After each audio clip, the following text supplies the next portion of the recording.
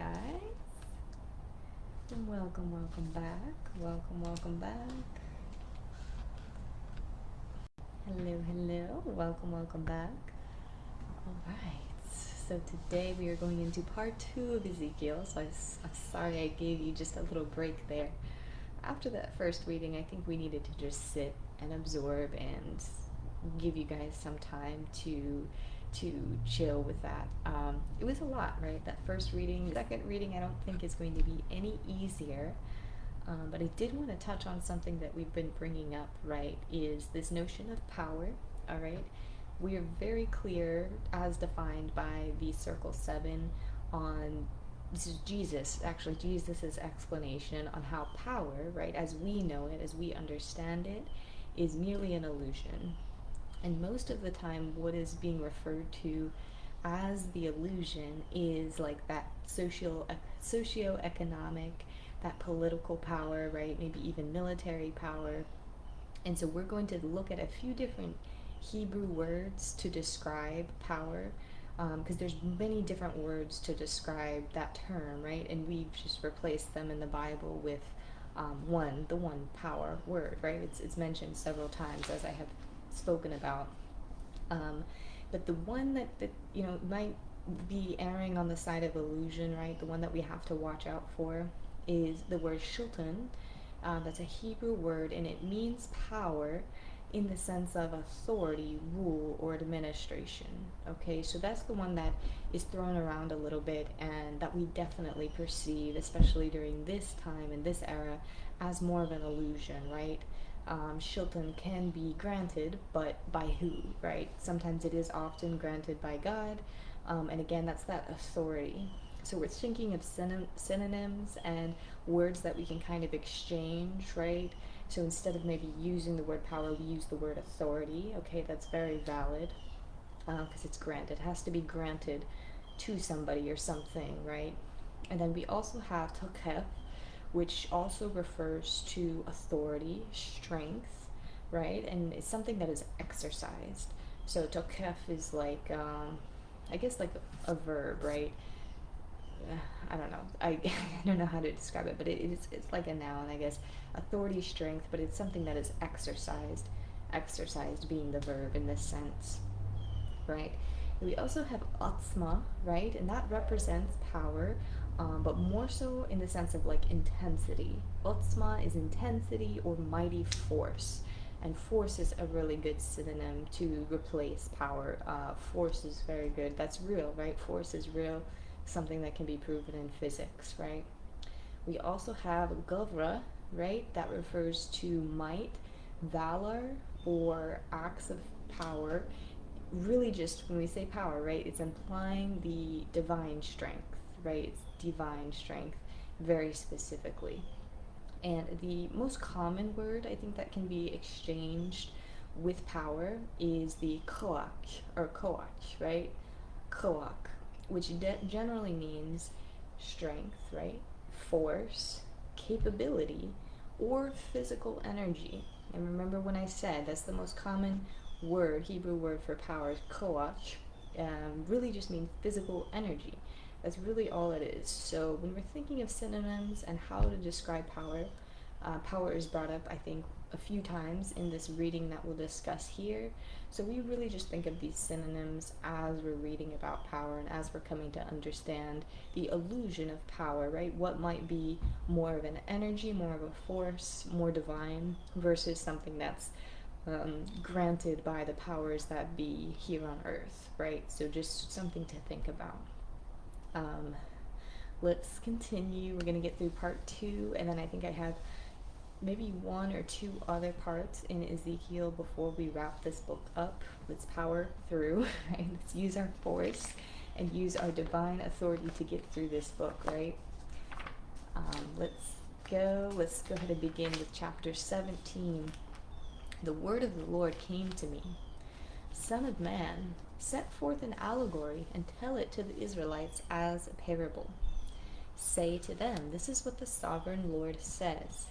A great eagle with powerful wings, long feathers, and full plumage of varied colors came to Lebanon.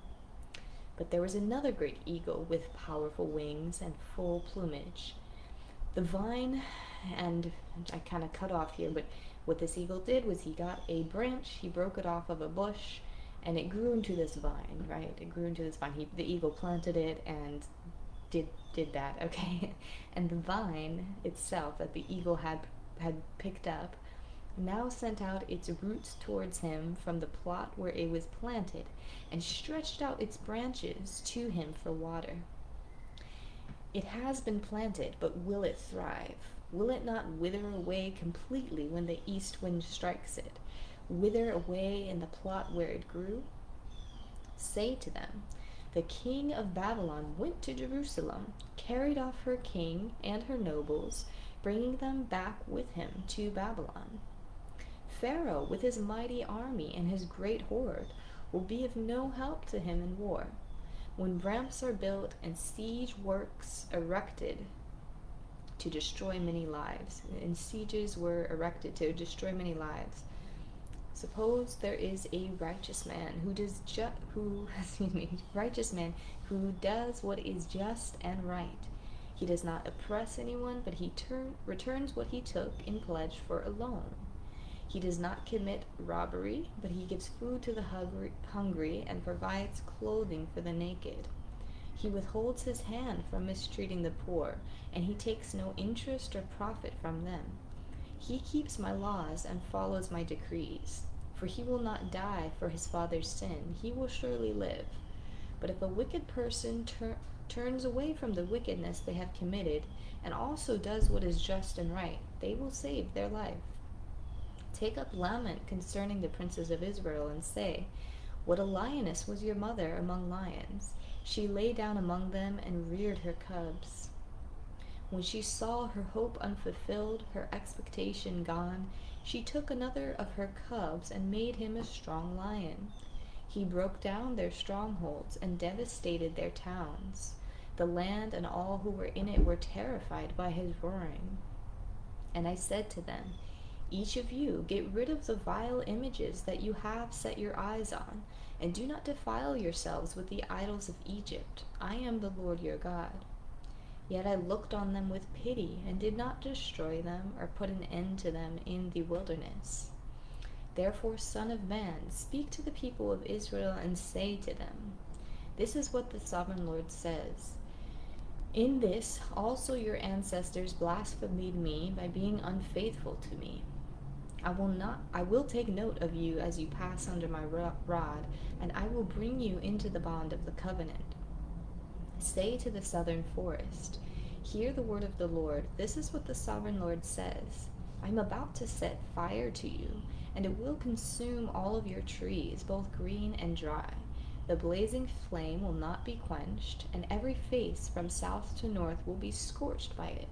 And when they ask you, why are you groaning, you shall say, because of the news that is coming. Every heart will melt with fear, and every hand go limp, and every spirit will become faint, and every leg will be wet with urine. It is coming, it will surely take place, declares the Sovereign Lord. I too will strike my hands together, and my wrath will subside. I, the Lord, have spoken. A ruin, I will make it a ruin. The crown will not be restored until he whom it rightfully belongs shall come. To him I will give it. See how each of the princes of Israel who are in you uses his power, right, to shed blood. In you they have treated their father and mother with contempt. In you they have oppressed the foreigner and mistreated the fatherless and the widow. Then the word of the Lord came to me. Her officials within her are like wolves tearing their prey. They shed blood and killed people to make unjust gain. She gave herself as a prostitute to the elite of the Assyrians, and defiled herself with all of the idols of everyone she lusted after. Then the Babylonians came to her to the bed of love, and in their lust they defiled her. After she had been defiled by them, she turned away from them in disgust. So I will put a stop to the lewdness and prostitution you began in Egypt. You will not look on these things with longing or remember Egypt any more, for they have committed adultery, and blood is on their hands. They have committed adultery with their idols. They even sacrificed their children, whom they bore to me, as food for them. The mob will stone them and cut them down with their swords.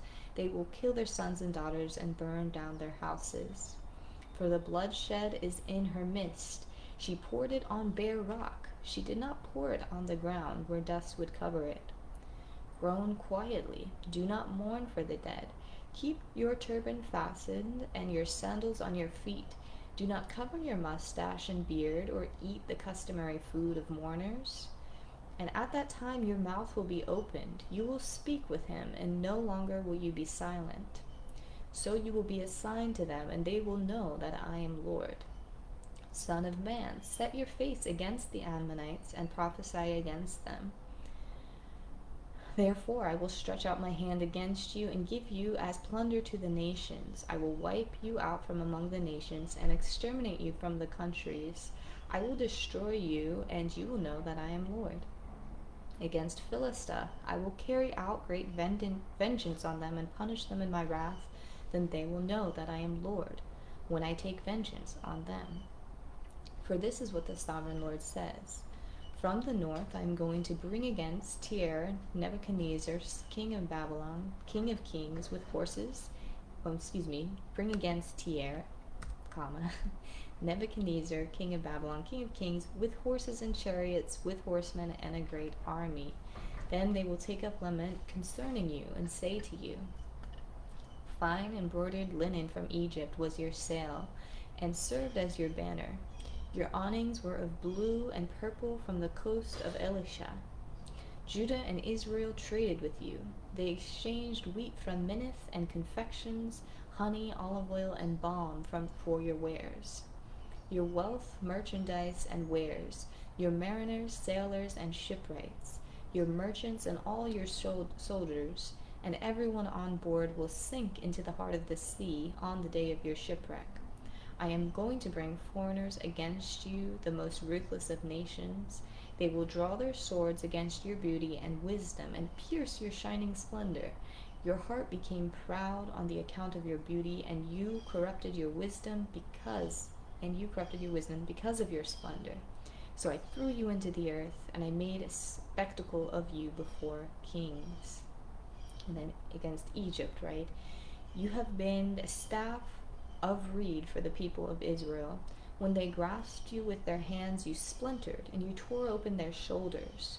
When they leaned on you, you broke, and their backs were wrenched. In the 27th year, in the first month, on the first day, the word of the Lord came to me. They will be desolate among desolate lands, and their cities will lie among ruined cities. The young men of Heliopolis and Bubastis will fall by the sword, and the cities themselves will go into captivity. Okay, so something that I just want to bring up before we close today. Very dramatic, these last few readings, and I do understand that. I empathize with you, trust me, as I'm stumbling over my words. But some of these cities, right, some of these towns, these nations, these peoples are familiar, like Egypt and things like that. We don't have Assyria, but we have Syria, things like that. Some of these we can draw parallels. Some of these we know their time has passed, right? We know their time has passed. We know the events that are being described here have passed. And some things we can draw lines to today. But something I wanted to bring up, right? The people, right? Philistia, these nations, right? These nations that were being condemned essentially for their actions, for their love of idols, right? For their love of other gods. These were very spiritual nations. Let me just put it like this, right? In times of old, it's almost like all of the nations were highly spiritual. There was no nation that did not have some kind of religion, that did not have some kind of spirituality, that did not have some kind of divine enlightened experience that made them worship these beings, right? At the time, there were beings that were influencing this worship. There were different degrees of like fallen angels and magic and sorcery that took place, that made these idols come to be. And sometimes it was just the experience of one person, right, one forefather, and they told the story to their other forefather, to their other children, right, their descendants, and it grew into this idol worship, right, because they had this one supernatural experience. So something that I would like to contrast, right? Think about us today and how things have actually changed quite a bit. Yes, we do have, quite a large spiritual community, right? We have many people that are spiritual in some way, and then we have many people that are still devoutly religious, right? And stick to the text and stick to their community of worshiping one God, right? So there is this sense of spirituality, there is this sense of coming back into strength. But then there's also a very large segment of people that are no longer any of that, right? Any of that. They might consider themselves spiritual, but I'm really talking about those who may be atheists, right? There's a large group of people, and to be quite honest, this did not really exist until recently. I will say that. So if we're thinking about the differences, right, and how we can draw parallels to today, right, we have to think about the differences that are occurring today.